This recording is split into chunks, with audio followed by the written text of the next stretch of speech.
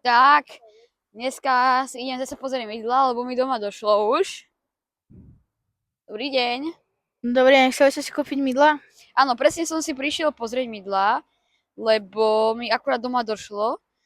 Takže asi si kúpim. A ešte, že minulé, takéto. Že minulé to bolo takéto, že všetko ešte takéto bez. A tieto sú už s obalom. By ma zaujímalo. Vlastne to Prečo? je preto, aby sa to nerozsilo a udržuje to vlastne aj svoju vôňu potom a je to aj preto, že vlastne keď to prenesieme, že keď to spadne, aby sa to nezašpinilo a tak. Dobre, tak teda si radšej kúpim takéto toto zafoliované, ako také nie zafoliované, lebo teda, aby sa to nezašpinilo. A vidím, že tu máte rôzne tvary. Tu som si všimol, že máte dvoch takýchto jednorožcov. Tak ja ho ovoniam.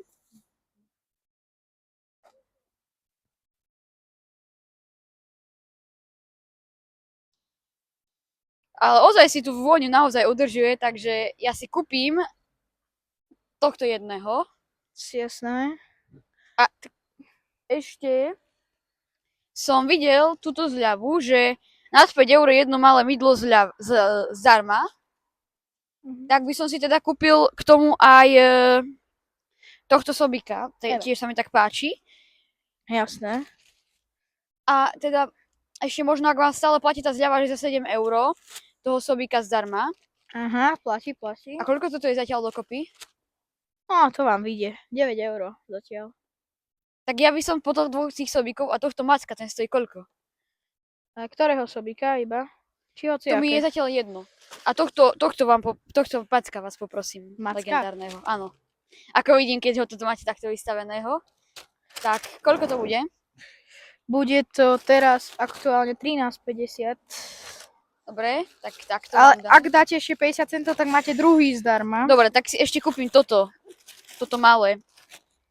Máte tu aj peknú vianočnú výzdobu, takýchto slabíkov tunak. Takže koľko to bude? 14 eur. Dobre, tak si toto takto. Nech sa páči. To máte. Ďakujem veľmi pekne. Dovidenia. Tak som si teda kúpil týchto dvoch sobíkov. Toho sobíka jednorožca a nakoniec teda aj to malé mydlo.